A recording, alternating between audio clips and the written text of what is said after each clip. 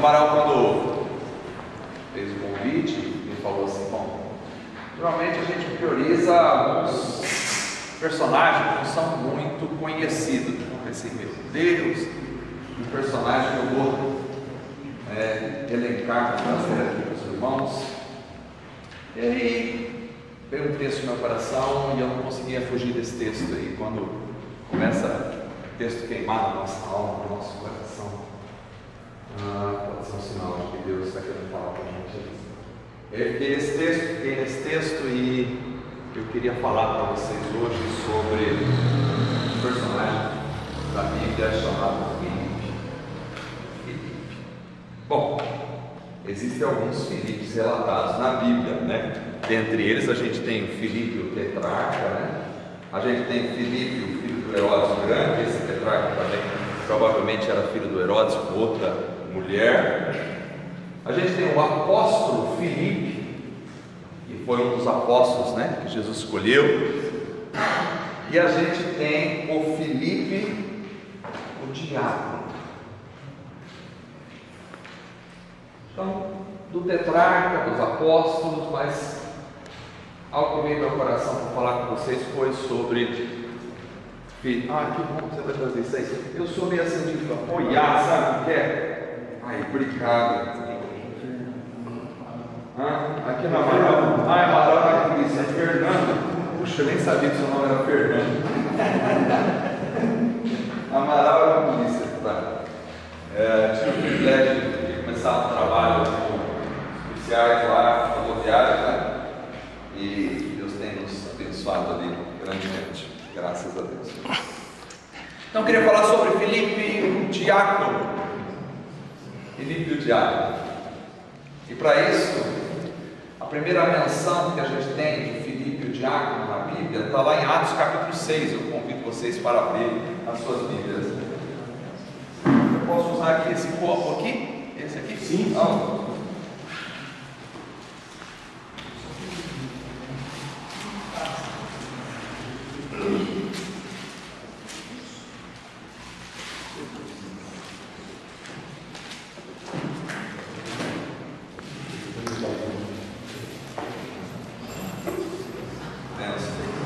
Obrigado.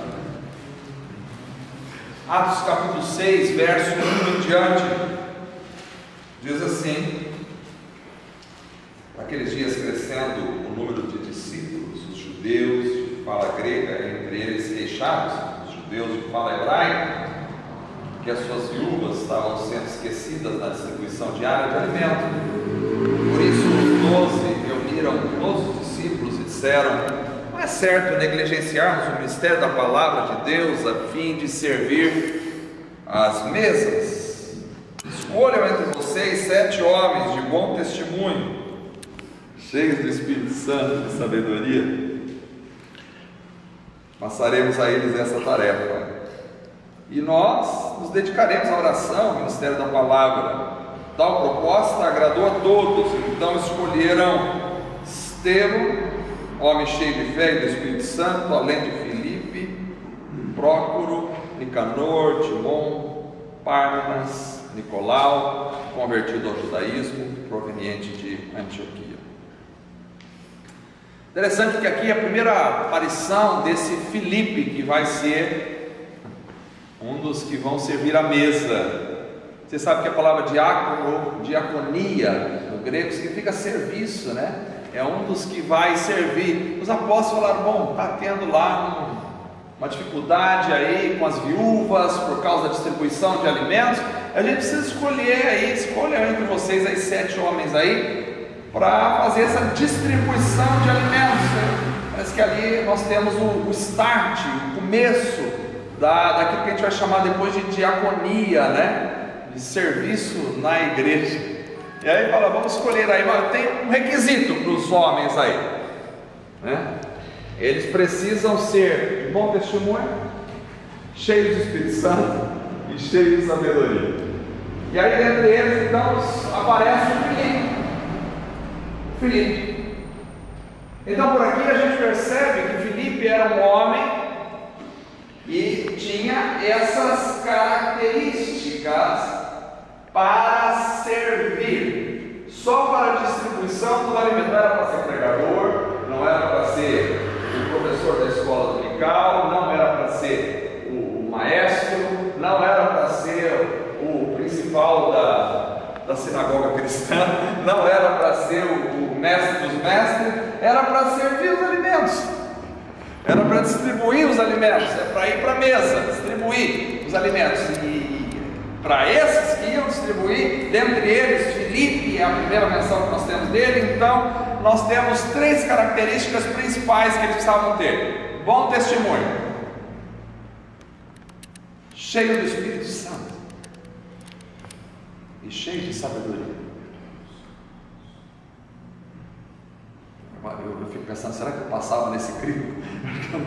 Será que eu estou servindo para servir a mesa? Será que eu sirvo para pelo menos servir a mesa? Distribuir os alimentos, só distribuir aqui, esse aqui vai para cá, esse aqui vai para lá. Será que eu entrava nesse crivo? E eu penso, amados, que as características, essas 3 características são absolutamente importantes. E elas não devem ser apenas para os diáconos, que a gente chama de diáconos da igreja, porque nem tinha essa função, mas a diaconia era o serviço, era o que vai fazer o básico do básico do básico dentro da igreja, o serviço mais simples, o mais comum, que era simplesmente separar 1 de arroz para cá, 2 de feijão para lá.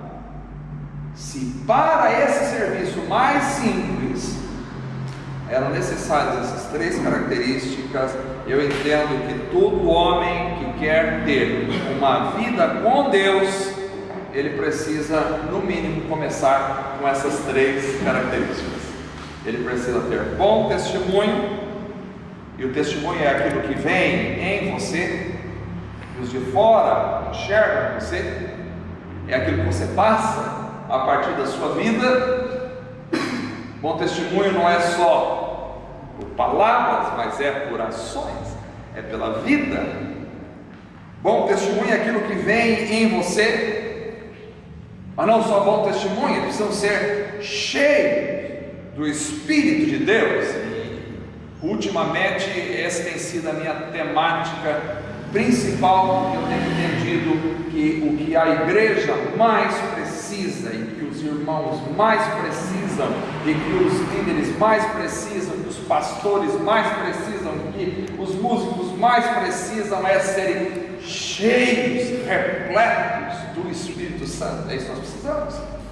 Nós podemos ter carteirinha de membro de igreja, a gente pode saber pregar, a gente pode trabalhar em muitas áreas da igreja, ter vários ministérios, mas se nós formos vazios do Espírito Santo, a nossa vida não fará sentido na obra de Deus. A gente precisa ser cheio do Espírito Santo.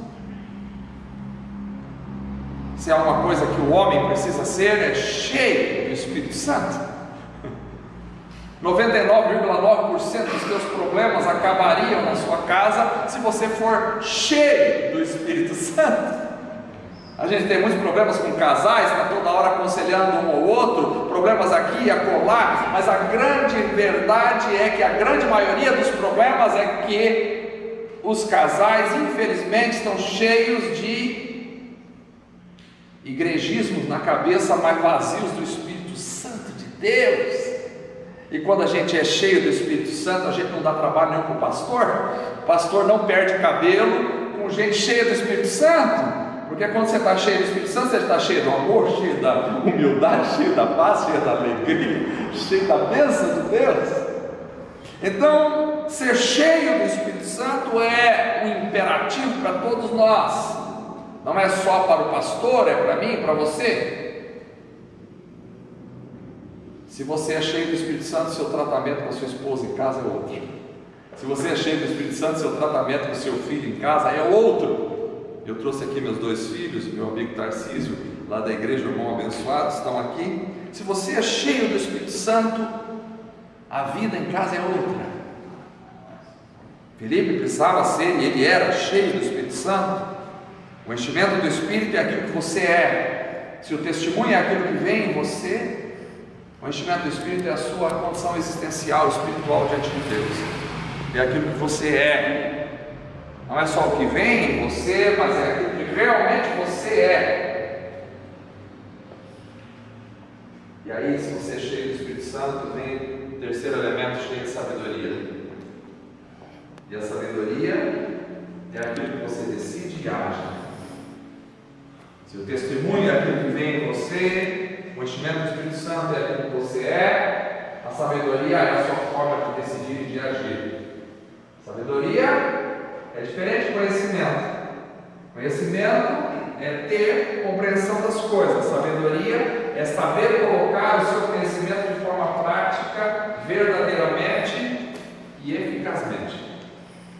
Então, eu diria que nós precisamos em nossa vida principiar essas três características: testemunho, quer dizer, alguém olha para nós e tem que, olha, esse camarada tem bom testemunho, ele é crente verdadeiramente. Testemunho, enchimento do Espírito Santo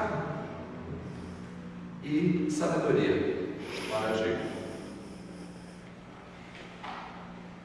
Então, o que você é, você deve ser cheio do Espírito. O que você manifesta para aquele que você mostra, o seu testemunho, deve ter bom testemunho. E como você age, deve ser cheio de sabedoria. O padrão é alto. Cada vez mais eu olho para as Escrituras e percebo que o padrão é extremamente alto. Nós só podemos atingir esse padrão pela misericórdia e a graça de Deus.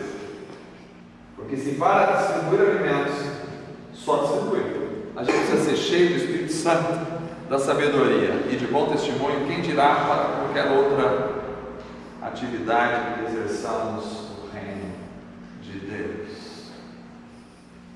Ser cheio do Espírito, ser cheio de sabedoria, ter bom testemunho só para servir às mesas. Para servir, não tem como servir, e bem servir, se você não for cheio de Espírito.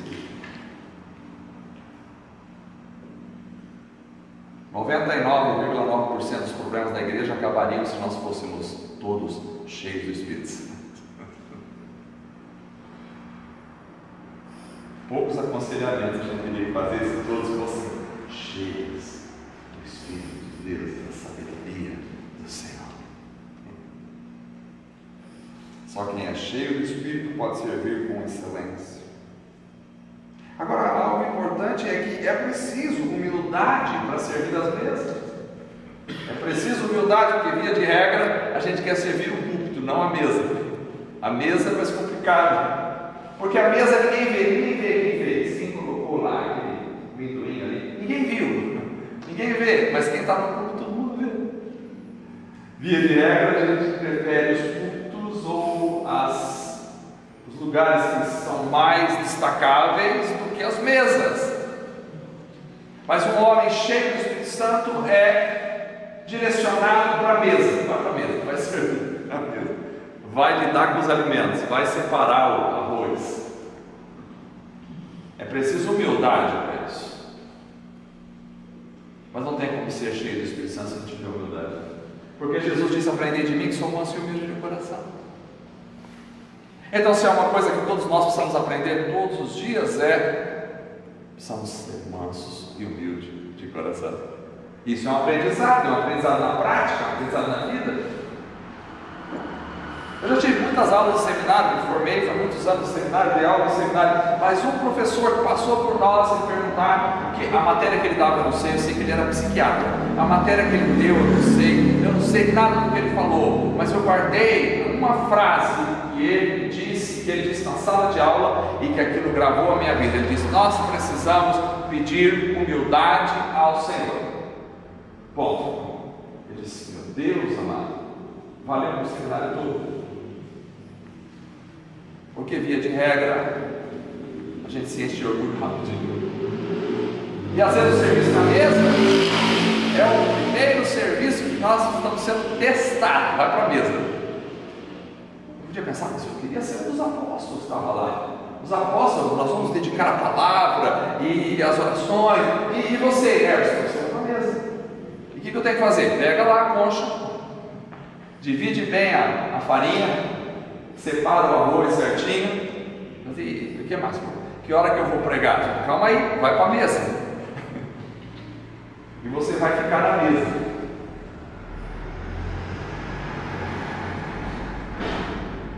Se a gente não tiver capacidade de ir para a mesa,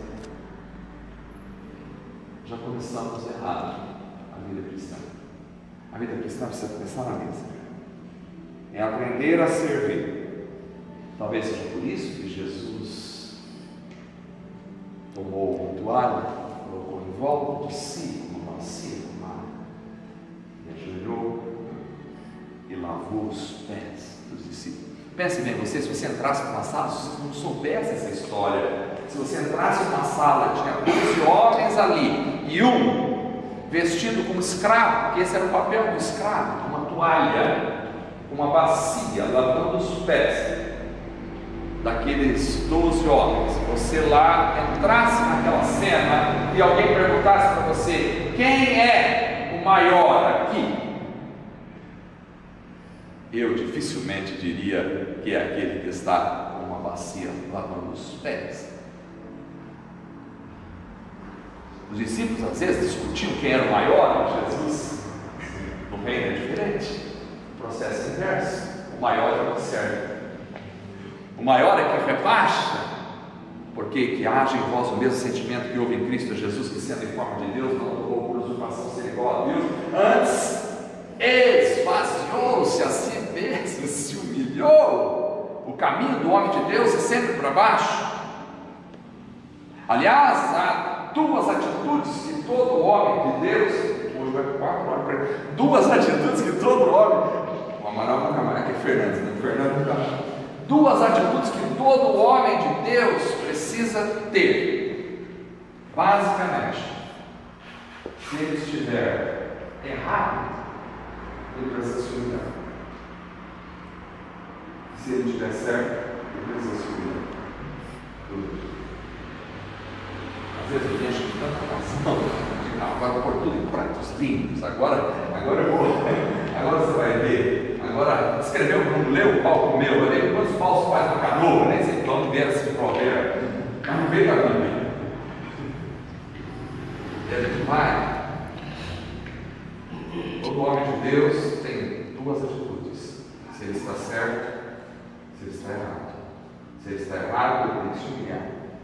E se ele está certo, ele tem que se humilhar. Porque o trabalho, a posição do homem de Deus é sempre para baixo. Satanás é aquele que está abaixo de subir. Deus é aquele que está em cima e desce. Há uma grande diferença, abismal entre os dois. Alguém que não tem é aquele, alguém que tem e alguém que tem para não ter. Esse é Jesus. Então, se queremos ser homens e de alguma forma causem um impacto na vida dos outros pela vida cristã que temos, se queremos seguir o nosso mestre, só há um caminho: é descer. E o Filipe começa pelas mesas. Vai servir. Ele vai fazer, vai arrumar o guardanapo, daqui, para lá. Enquanto os apóstolos assinando, agora o Filipe está ali. Quem é esse Filipe? Não sei. Ele simplesmente era um homem cheio do Espírito Santo, de bom testemunho e cheio de sabedoria. E onde ele está? Ele está na mesa. Só que aí começa uma perseguição na igreja em Jerusalém. O apóstolo Paulo está indo, e aí é a segunda menção que nós temos de Filipe na Bíblia. Segunda cena que nós vamos ter de Filipe. Começa a perseguição, e nessa perseguição está lá em Atos capítulo 8. Vamos ler Atos 8, a partir do verso 1, diz assim: quando vocês acham?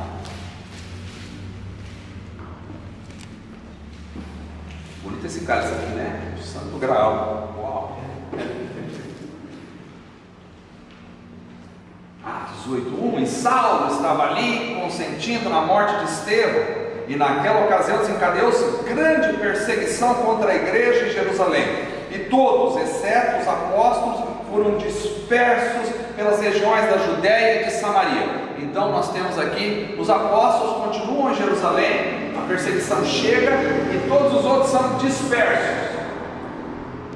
E Filipe vai no mundo, vai no meio de todo mundo,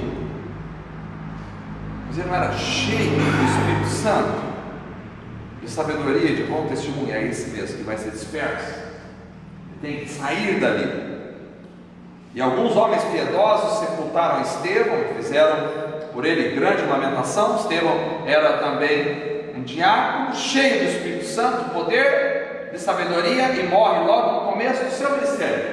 Logo no começo, um homem que tinha tanto para dar, e a gente vê ele morrendo ali, logo no começo, porque o que interessa é glorificar a Deus. Qual é o seu papel? Não interessa se você vai ficar 5 minutos na cena, se você vai ficar 2 horas na cena, ou se você vai ser pego de relance como um coadjuvante, não interessa. Interessa é que o noivo seja glorificado, porque todas as atenções têm que estar no noivo. Nós somos apenas amigos do noivo. E se Estevão precisa morrer para o noivo ser glorificado, que assim seja.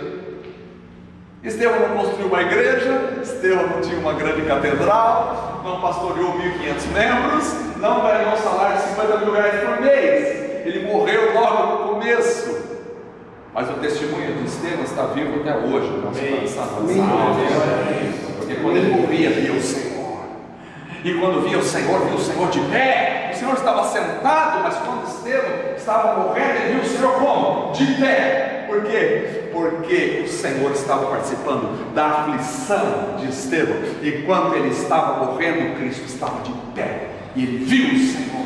E quando viu o Senhor, não amaldiçoou aqueles que o apedrejavam, mas disse: Senhor, não coloque esse pecado sobre eles, recebe o meu Espírito. E essa maravilha ficou para nós até hoje. Aleluia. E aí, para você ter isso aqui, Filipe tem que fugir, todos são dispersos. Saulo, por sua vez, devastava a igreja, indo de casa em casa, arrastava homens e mulheres e os lançava na prisão. Depois ele vai ter que recalcitrar contra os rebeliões, mas agora aqui ele está em cena, é um religioso, e os que haviam sido dispersos pregavam a palavra por onde quer que fosse. Eles saíam, mas não saíam quietos, porque quem está cheio do Espírito Santo não consegue ficar quieto. Quem está cheio do Espírito Santo, você não consegue apagar quem está cheio do Espírito Santo.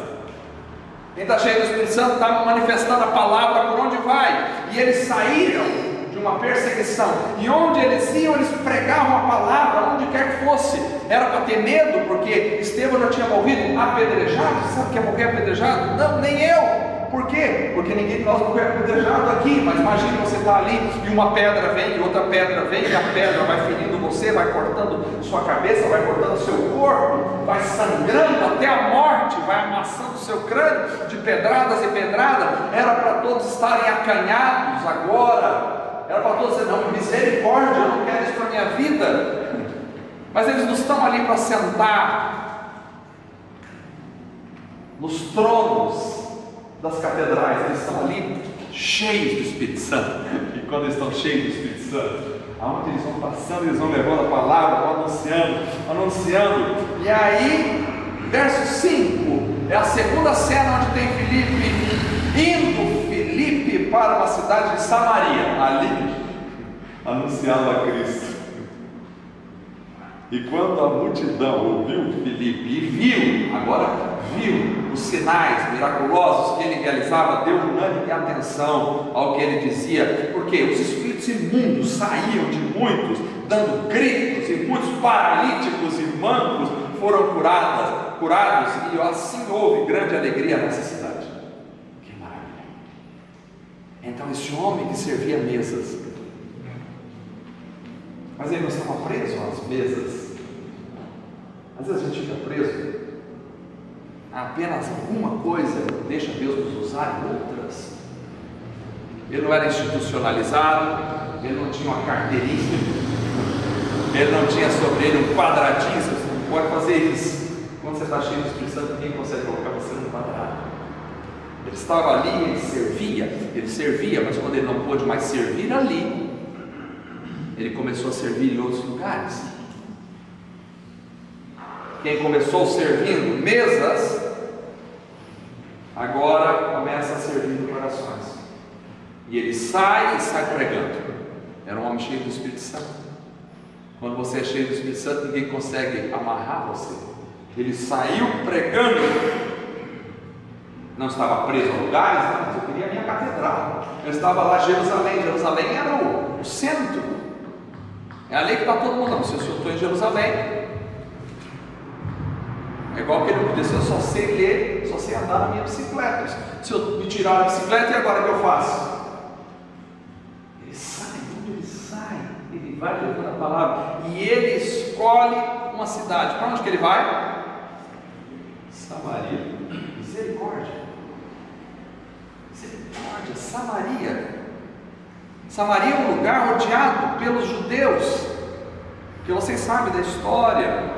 Quando Senaqueribe invadiu lá o reino norte de Israel, levou os judeus cativos, como vocês sabem, em 722 a.C., depois repovoou aquele lugar ali de Samaria com povos de outras nações, e aí os judeus estavam ali, acabaram casando com gente de outras nações, porque não podia acontecer isso, e chamaram-se os samaritanos. Então os judeus achavam que os samaritanos eram traidores, e aí depois os samaritanos construíram um templo ali em Jerusalém, e aí escreveram o Pentateuco samaritano, e isso rachou com Israel. Eles tinham tanta raiva um do outro, que quando Jesus chega para uma mulher samaritana, ela disse: como é que você, judeu, vem falar comigo?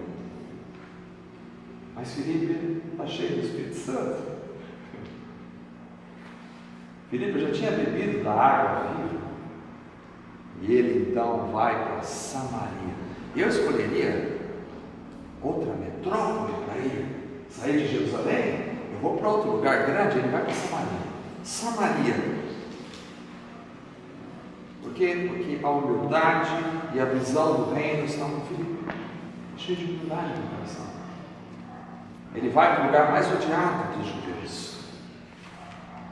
Ele vai para lá porque ele é servo, e servo não faz exceção de pessoas. Quando a gente escolhe muitos lugares, né? Quando a gente quer pregar só nos... A gente não entendeu o que é o serviço. O servo vai para todos os lugares que precisa ir, e ele vai guiado pelo Espírito Santo. E quem sabe, não sei se ele encontrou aquela samaritana que bebeu da água viva lá com Jesus, e estava ali agora. Filipe vai pregando, e quando ele vai pregando, a unção do Espírito vai com ele, o poder do Espírito Santo vai com ele, e aonde ele vai passando, os demônios vão sendo expulsos.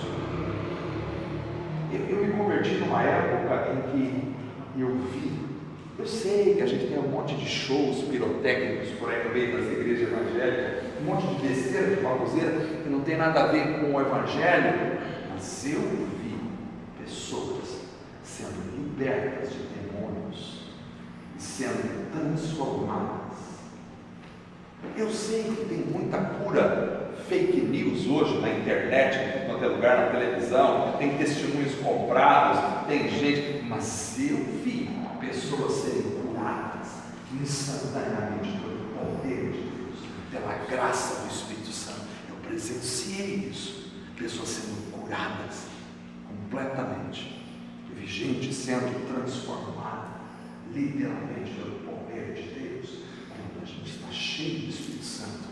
Quando a gente não está cheio do Espírito Santo, a gente inventa teologias para justificar nossa frieza espiritual. A gente, não, essas coisas não tem mais, tudo para aquela época. Agora, os demônios estão tudo no inferno, estão tudo no inferno, ninguém está preocupado com ninguém está incomodando ninguém. Vou dizer uma coisa para vocês: eu acho que os demônios mudaram com a estratégia, a igreja esfriou demais, e os demônios ficaram acumulados dentro dos corações, e ninguém se incomoda mais. Daqui a pouco os demônios estão até pregando os cultos.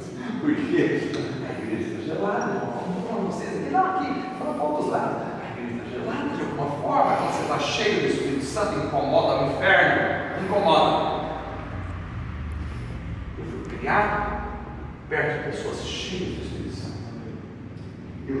José. Vou mostrar o José para vocês. O José foi um pai para mim na vida espiritual. O tio José era um homem cheio de Espírito Santo. Eu tenho muito carinho para ele dessa pessoa. O tio se converteu 18 anos de idade. Não é história da conversão. O tio, fala aí, Odinei, você fala aí. Não para já. Meu tio se converteu com 18. Como é que foi a conversão dele? Meu tio pensou assim. Um dia, chegou com a mãe dele. Os tios eram tudo espírita, tudo espírita, família de espírita, você vai frequentar centro espírita, macumba, minha avó ficava embrulhada. Um dia chegou para minha avó e disse: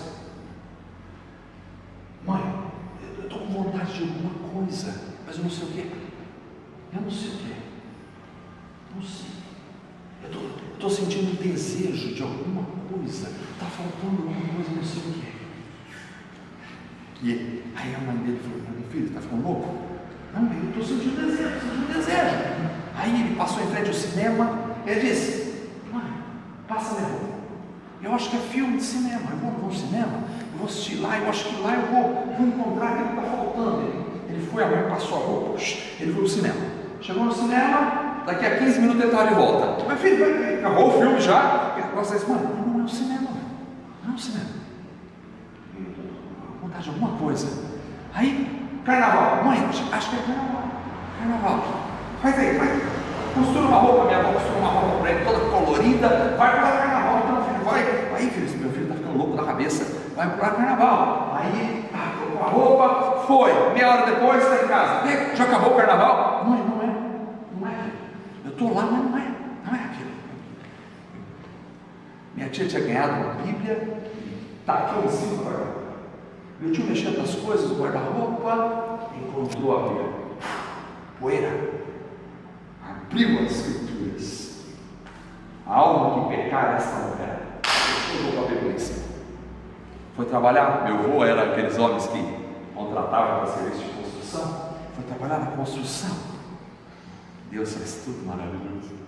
Meu avô só contratava aqueles homens fortes, porque tinha que bater lata de massa, aquelas coisas, serviço pesado, os magrinhos, mas bater lá a alma, um magrinho. Meu avô falou: mas será que você dá conta do recado? Eu disse: não, pode deixar. Não, sim, contratou. O magrinho era amor de Deus, cheio de Espírito Santo. Todo mundo pegava as marmitas e comia, o magrinho pegava a marmita, abaixava a cabeça e olhava assim.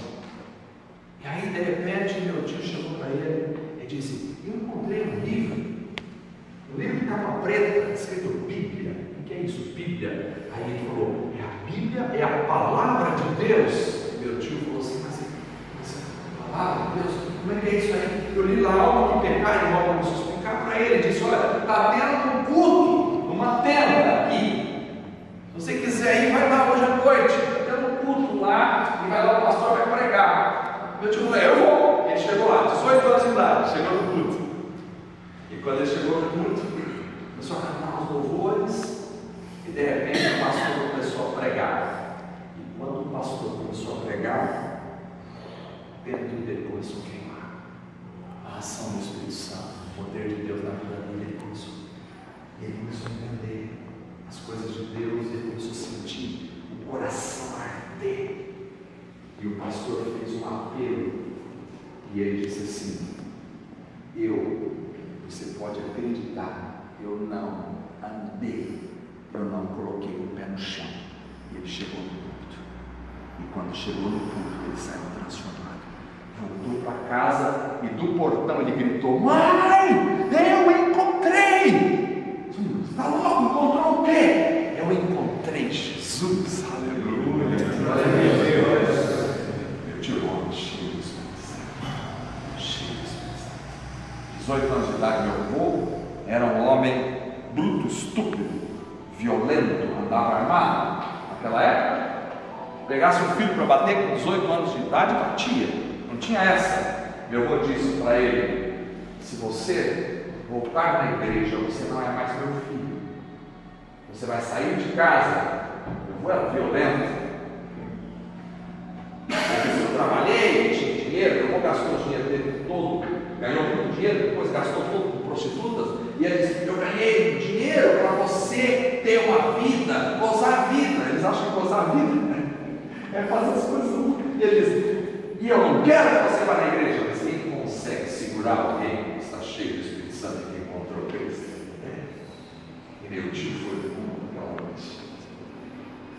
E ele disse que quando ele voltou, a lua já não era mais a lua, era muito linda, as estrelas, as nuvens eram maravilhosas, tudo era maravilhoso aquela noite. Ele vinha andando, pisando nas nuvens.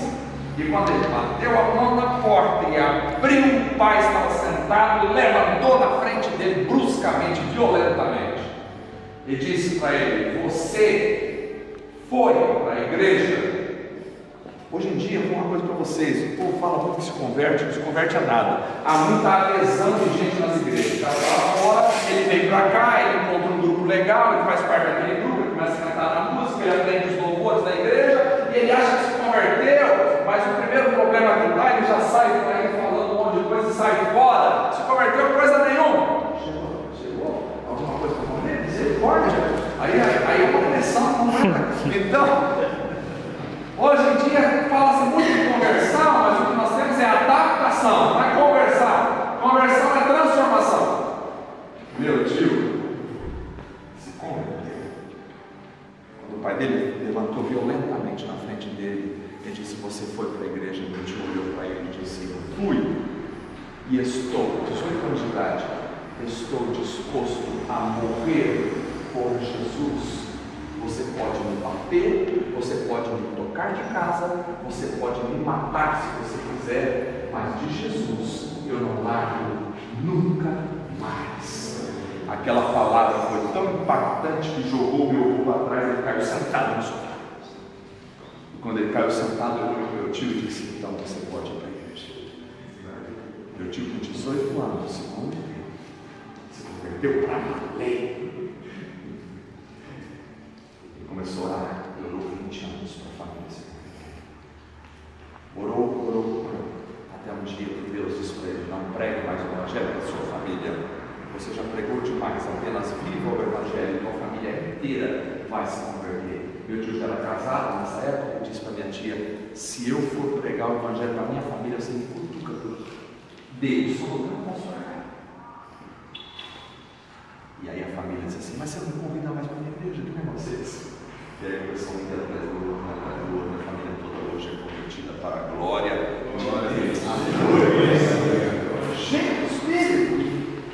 Filipe vai para Samaria, vai cheio do Espírito, e onde ele vai, acontece curas, acontece libertação de demônios, acontece o poder de Deus onde ele está. O que nós precisamos é ser cheios do Espírito Santo. Meu tio era tão cheio do Espírito Santo que às vezes ele passava na rua, as pessoas caíam nos pontos de ônibus endemoniadas só dele passar, cheio do Espírito Santo. Sabe o que é um homem cheio do Espírito Santo? Eu não me conformo, porque eu já vi mensagens cheias do Espírito Santo, onde os pregadores pregam e as pessoas querem pular nos bancos, cheio do poder de Deus, porque a graça, eu não estou falando de barulhada, eu não estou falando de bizarrice, não estou falando nada dessas coisas, isso tudo é balela, é coisa do inferno. Estou falando de poder real do Espírito Santo. Pedro, onde andava, a sombra dele curava as pessoas, curava.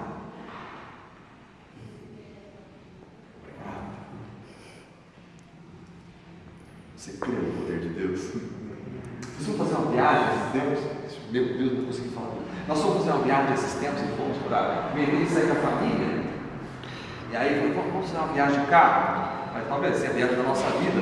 Não tem dinheiro para ficar viajando. Vamos fazer uma loucura. Vamos para. Há muitos anos atrás, há 30 anos atrás, eu fui para o Uruguai com um pastor amigo meu chamado Alejandro Rodrigues Gonzalez. E esse Alejandro levou, conheci o Uruguai, me apaixonei. E depois de lá eu voltei. 30 anos se passaram, nunca mais voltei para o Uruguai. Eu voltar os irmãos, a esposa, esse pastor já morreu, a esposa dele me tem como uma mãe. Eu queria ir lá, levar meus filhos para conhecer o Uruguai. E aí depois eu vou aproveitar, vamos na Argentina, vamos tentar ir na Argentina. Vamos para o Uruguai, vamos para a Argentina. E aí chegou um dia, eu estava em Montevidéu, não tinha ninguém conhecido lá em Montevidéu, assim, perto, nós estávamos no hotel. E aquela noite, não sei o que aconteceu, mas o meu corpo comecei a tremer. Era 1, 2 da manhã. Eu tremia e molhava a cama, molhava completamente. Lençol molhado, encharcado, camisa encharcada, calça encharcada, tudo encharcado. Olhava, colocava aquilo assim, tremia, o meu corpo chacoalhava de tremer, as crianças dormindo. Minha esposa olhou para mim e falou: vou ter que te levar no hospital. Eu disse: como que eu vou no hospital? Um monte de ideia, não conheço ninguém aqui, vou para o hospital, não tem dinheiro para pagar, médico, não tem nada, como é que eu vou para o hospital? Não, mas do jeito que você está, não está dando para ficar, você está aí. E eu estava assim, eu não conseguia conter o meu corpo, porque me chacoalhava, tremia, chacoalhava o corpo, eu suava bicas. Eu não sei o que estava acontecendo, foi uma coisa repentina, mas eu sei na hora, eu disse: meu Deus, que poderoso. Saí do quarto, entrei no banheiro, botei meu joelho no banheiro e disse: Deus, o Senhor precisa me curar agora, porque eu não sei para onde ir, eu não tenho dinheiro para ir num hotel agora, num hospital agora, e minha família não faz espanhol. Em 5 segundos eu fiz uma oração assim, daquela vapt-vupt, e disse: Deus, eu preciso ser curado. Eu levantei, estava completamente curado, não tinha mais nada. Olhei para minha esposa, ela estava deitada na cama, eu disse: estou curado. O quê? Estou curado. Deitei, virei, dormi a noite inteira, acordei no outro dia, não tinha nada, absolutamente nada. Eu estou falando do poder de Deus, nós precisamos ser cheios do Espírito Santo. Filipe era um homem cheio do Espírito Santo no ano passado. Samaria. As pessoas eram curadas, transformadas. Paulo diz: a minha pregação não constituiu-se de sabedoria humana, mas de demonstração do poder de Deus, para que vocês não ficassem apoiados na sabedoria dos homens que se desfazem com poeira da história, mas no poder de Deus. O poder de Deus. Então, precisamos do poder do Espírito Santo. Glória a Deus. Que oração, misericórdia, vamos parar aqui então. Que onde ele ia, o som de Deus ia. E era tamanha a transformação e o poder que Filipe, de repente tem a terceira situação, onde ele está lá em Atos, capítulo 8, verso 26 a 40, e simplesmente aparece um anjo. Não, isso aí é outra história. Não, um anjo, sim. A Bíblia diz que os anjos são espíritos ministradores que estão aqui. E que Deus pode, você não tem que orar para anjo, você não tem que pedir nada para o anjo, mas Deus pode mandar um anjo. Aliás, a Bíblia diz: lembrai-vos da hospitalidade, porque muitos sem saber hospedaram anjos. Hospedaram anjos. Pastor José Augusto dos Santos, o homem que me apaixonei por ele no começo da minha vida cristã.